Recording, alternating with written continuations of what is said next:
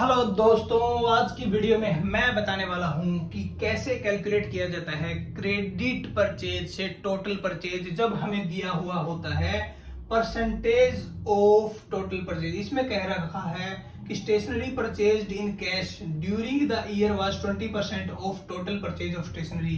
कह रहा है कि जितना टोटल परचेज किया था स्टेशनरी का पूरे साल भर में, उसका 20% अमाउंट है cash purchase.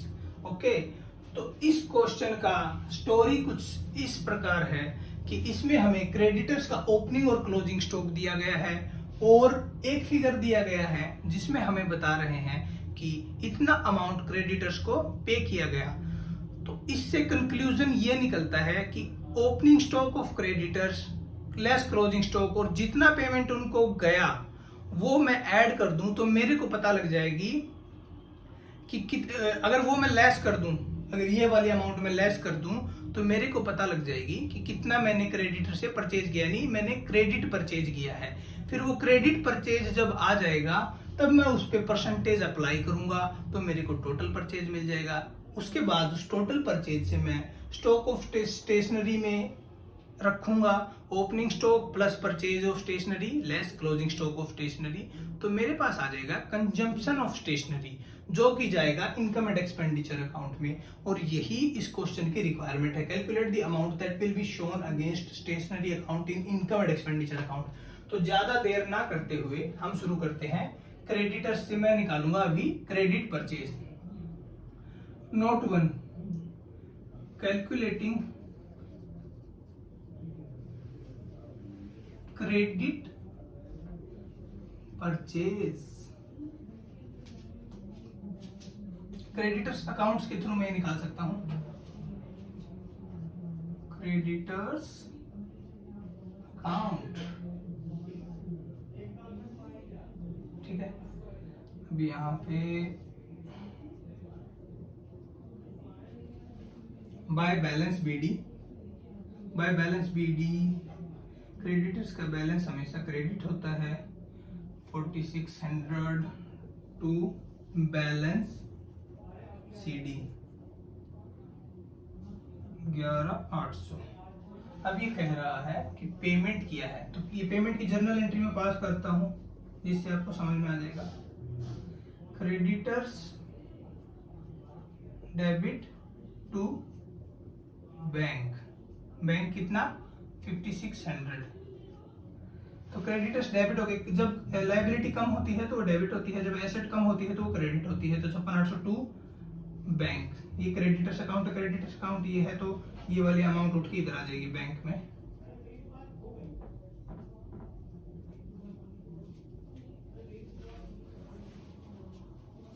By purchase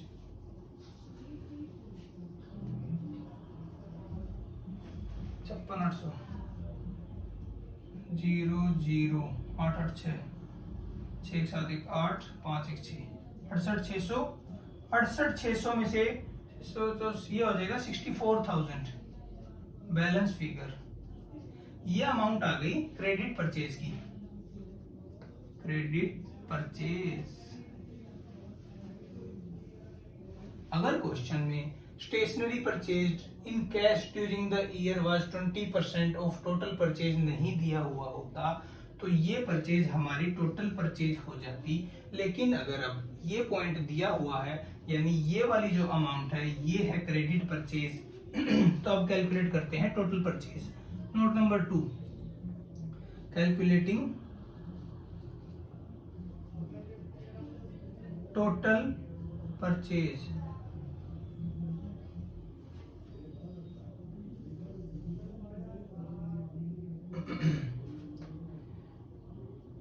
Let X be the total purchase। Purchase, total purchase suppose करते हैं 100, ठीक है। X है टोटल परचेज और 20% ऑफ टोटल परचेज है, 20% ऑफ टोटल परचेज है, 20% ऑफ टोटल परचेज है कैश परचेज, कैश परचेज, ठीक है। तो यानी कि जो ये क्रेडिट परचेज है ये अमाउंट बचती है 80% of total of x, 80% of x is equal to 64,000। ये हमारी आ गई 80% ऑफ एक्स क्रेडिट सेल। अब एक्स की वैल्यू मैं यहां से कैलकुलेट कर सकता हूं, x is equal to 64,000 by 80%, divide में चला जाएगा 80%, ठीक है। 80% परसेंटेज का सिंबल हटा दूंगा, ऊपर 100 चला जाएगा, 0 0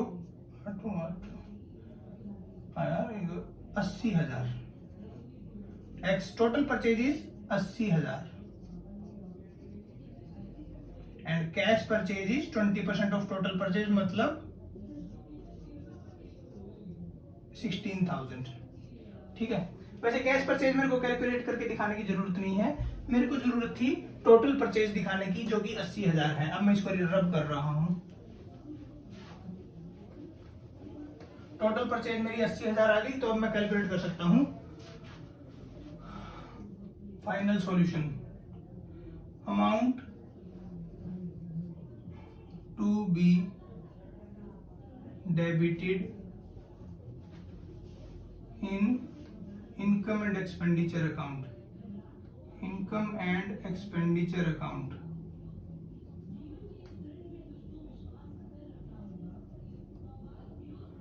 तो सबसे पहले मेरे पास ओपनिंग स्टॉक है, तो मैं निकालूंगा consumption of stationery, consumption of stationery,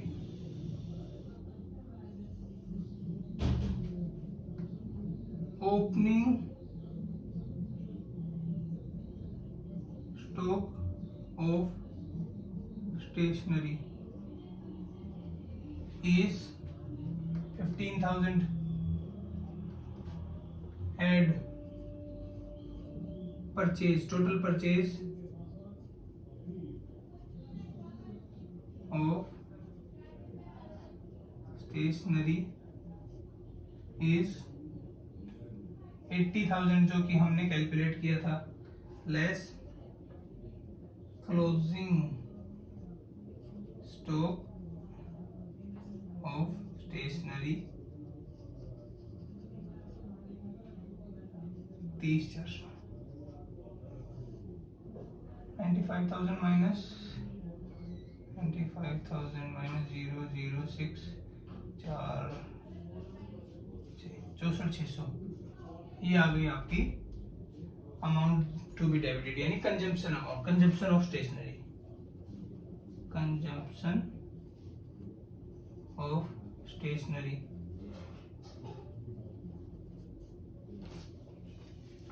I hope the explanation was simplest. Thanks a lot.